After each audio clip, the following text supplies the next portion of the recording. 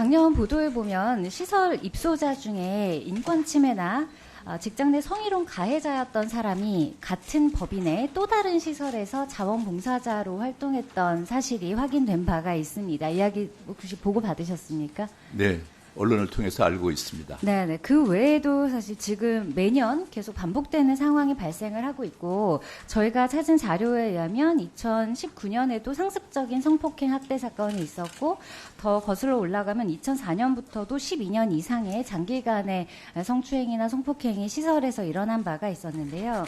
지금 현행법에 의하면 아동청소년 성보호에 관한 법률에서 성범죄자의 취업 제한 명령에는 유치원, 학교, 대학 위탁 교육기관까지만 들어가 있고 네. 지금 관련 아동청소년 관련 기관 자원봉사는 포함되어 있지 않지요. 예. 혹시 사유가 어떻게 되는지 알고 계신가요? 예. 그래서 자원봉사자가 동의하는 경우만 네. 등록할 수 있습니다.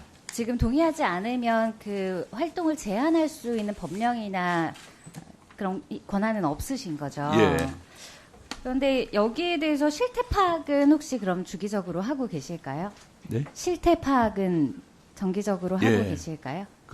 사실 현실적으로 실태 파악이 제대로 안 되고 있는 실정입니다. 이번에 저희가 요구 자료 부탁드렸는데 지금은 뭐 관련 접수 현황 자료도 없고 이런 조회 거부 사례를 파악한 적도 없는 상황인데 보도로 발표된 바만 봐도 이게 일어나지 않아서 없는 건 아닌 것 같습니다. 그래서 여기에 대해서 취업 제한까지가 아니더라도 노무가 아니라고 해서 여기서 자꾸 법령을 피해 나가서 또 그런 것에 노출되는 일은 없어야 할 것 같은데요. 네. 여기에 대해서 혹시 대책을 마련 중인 게 있으실까요? 예.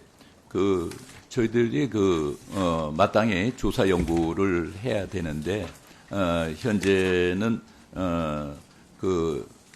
제대로 실시가 안 되고 있습니다. 그 세세한 항목까지. 그래서 앞으로, 복지부하고 연계해가지고, 앞으로 실시할 수 있는 방안을 강구하도록 하겠습니다.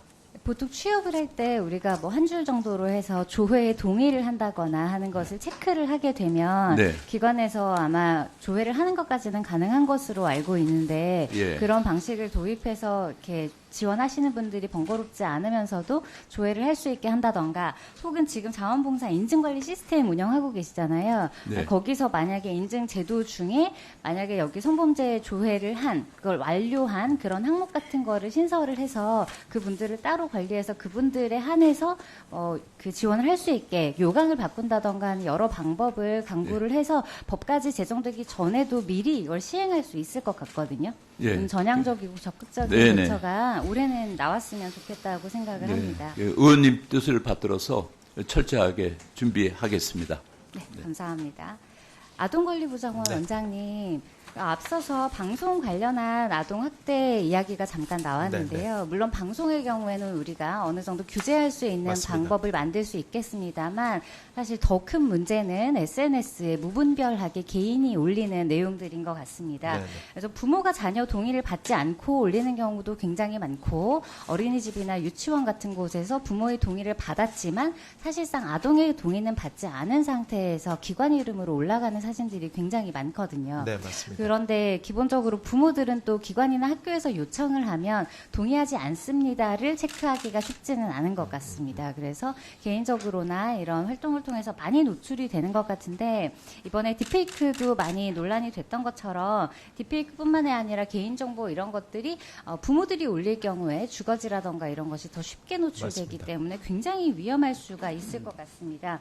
그래서 지금 범죄 관련 기사들도 계속 나오고 있고 외국의 경우에는 다음 슬라이드 보시면 이미 여기에 대한 제도적인 것들을 만들고 있는 상황이거든요. 여기에 네네. 대해서 혹시 아동권리부장원 측에서 준비하고 계시거나 혹은 추진하고 싶으신 사항이 있으신지요? 저희 쉐어런팅이라는 이름으로 이렇게 부모님들이 올리는 내용들에 대해서 여하튼 부모 교육을 통해서 열심히 홍보하고 알리고는 있지만 여전히 부족한 상황이라고 생각합니다. 그래서 그런 부분들을 개선하기 위해서 관련 부처랑 협의를 해서 더 많은 부모님들이 이런 교육을 받으실 수 있도록 노력하겠습니다. 네, 지금 아동권리보장원은 직접적으로 부모 교육을 할 수 있는 그런 건 상태는 아닙니다. 아니시죠. 맞습니다. 네, 그리고 네네. 예산도 부족하시고 네네. 제가 알기로는 인력도 이걸 다 하시기에는 모자람이 있는 걸로 알고 있는데 제가 알아본 바로는 2023년 작년에 개인정보보호위원회에서 일반인 대상으로 그런 교육을 10회, 1000명 정도를 했습니다. 네네. 그런데 여기서 단발성에 그쳤고 2024년에 교육이 없었고 내년에도 거기에 배정된 부분이 없는 상황이에요. 그리고 법안 관련해서도 지금 잊혀질 권리, 그래서 범죄자들이 악용할 이런 것 때문에 논란이 있었던 것 같은데 이거는 아동권리보장원 측에서 좀 더 강력하게 요청을 하신다던가 네네. 아니면 그 관련 부서의 협조를 구할 방법이 있을 것 같은데 네네.